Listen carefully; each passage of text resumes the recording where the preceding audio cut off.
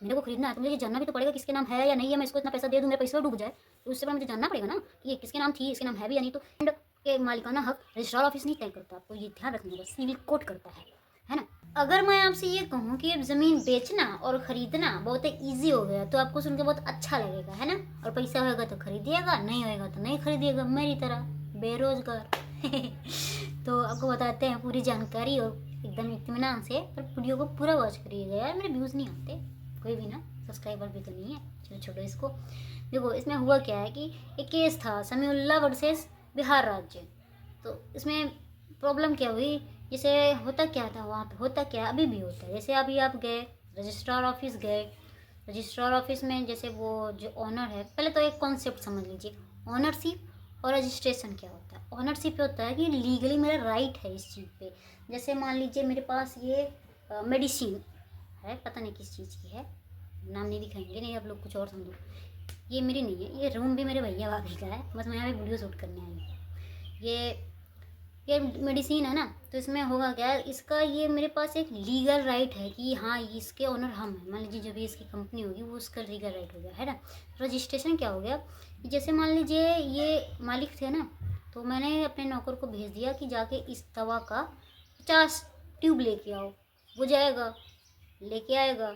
या मैं ही गई, मान लीजिए किसी ने मेरे से मंगाया, तो मैं गई जैसे 50 ले आया, तो उसका क्या मिलेगा, इसका रिसिप्ट मिलेगा, है ना। रिसिप्ट ही क्या हो गया, रजिस्ट्रेशन हो गया ना, एक प्रूफ हो गया ना कि हाँ इसके लिए इसने पैसा किया है।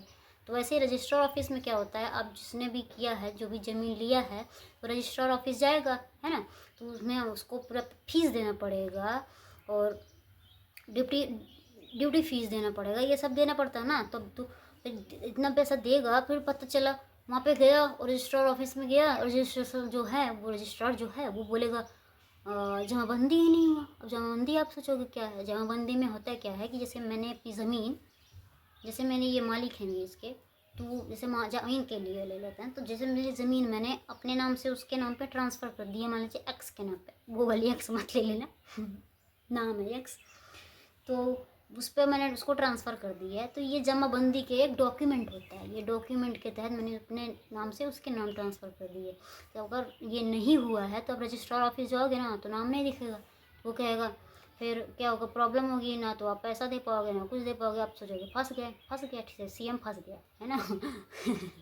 तो होगा क्या, फिर क्या होता है, अब लेकिन सुप्रीम कोर्ट ने ये कहा है कि जमाबंदी हो या ना हो ये आपसे मतलब नहीं है, रजिस्ट्रार का ये मतलब नहीं है कि वो किसका राइट है उस पर किसका नहीं, ये उसका वो डिसाइड नहीं करेगा। ये डिसाइड कौन करेगा, सिविल कोर्ट करेगा कि उसका मालिक कौन है कौन नहीं है, ये रजिस्ट्रार ऑफिस नहीं डिसाइड करेगा।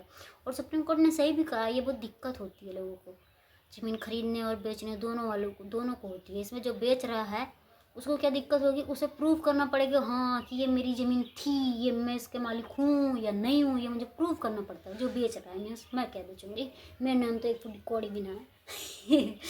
मैं हंसती बहुत हूँ भैया, बुरा मत मानना। तो अभी ऐसा होता था और सुप्रीम कोर्ट ने कहा है कि ऐसा नहीं होगा। जैसे कि लैंड रिफॉर्म किया है, ज़रूरी है मेंटेन करना, लैंड रिकॉर्ड भी मेंटेन करना बहुत ही ज़रूरी है, रिफॉर्म्स किए हैं, बहुत अच्छा किया है। और फिर अभी उन्होंने कहा है चेन ब्लॉक टेक्नोलॉजी का यूज करो। चेन ब्लॉक टेक्नोलॉजी एक्चुअल में होता क्या है, चेन ब्लॉक टेक्नोलॉजी ये होता है जैसे एक ब्लॉक ये हो गया, एक ब्लॉक ये हो गया, एक ब्लॉक ये हो गया, एक ब्लॉक ये हो गया, ब्लॉक हो गया, ब्लॉक वो ब्लॉक वो मत समझ लेना, ब्लॉक जो जिले में होता है, ब्लॉक खंड अधिकारी उत्कारी वाला नहीं, ये जो दूसरा चीज़ है। ये चेन मान लीजिए कि इसमें जैसे ए के नाम थी इसके पहले, मेरे को ख़रीदना है तो मुझे ये जानना भी तो पड़ेगा किसके नाम है या नहीं है। मैं इसको इतना पैसा दे दूँ, मेरे पैसे डूब जाए, तो इससे पहले मुझे जानना पड़ेगा ना कि ये किसके नाम थी, इसके नाम है भी या नहीं। तो ऐसे उसमें एक ब्लॉक में होगा कि हाँ ये इतना पहले मिस्टर ए के नाम पे थी, है ना, फिर उससे पहले बी के नाम, उसके बाद बी ने खरीदी है, बी से फिर सी ने खरीदी है और सी मेरे को बेच रहा है। तो मुझे पता चल जाएगा ना कि ये इसके नाम है, इसके पहले इसके थी, इसके पहले इसके थे, तो मुझे श्योरिटी हो जाएगी ना कि मेरा पैसा डूब नहीं रहा है, इसके नाम पे है और मुझको मिल। तो ये चेन ब्लॉक टेक्नोलॉजी है, सॉरी, इसको बहुत अच्छा सुप्रीम कोर्ट ने कहा है। और ये लैंड रिफॉर्म भी करना ज़रूरी था। बस बिहार में और भी रूल्स होंगे जो हमें जानने नहीं है, बट जो बेसिकली भी चलते हैं वो जानना ज़रूरी है। तो एक बात और, लैंड के मालिकाना हक रजिस्ट्रार ऑफिस नहीं तय करता, आपको ये ध्यान रखना होगा, सिविल कोर्ट करता है ना।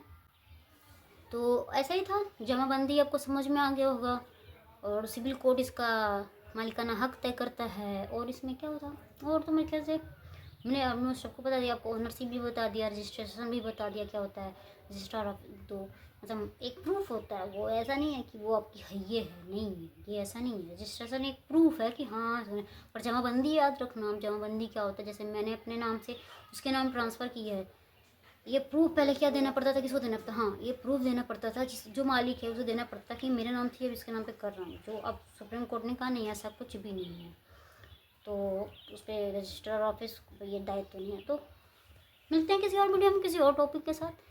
नेक्स्ट वीडियो होगा इंटरनेशनल रिलेशन पे, जो कुछ चल रहा है, जो चल हुआ है बस उसी पे मिलते हैं नेक्स्ट वीडियो में। तब तक के लिए जय हिंद, जय भारत।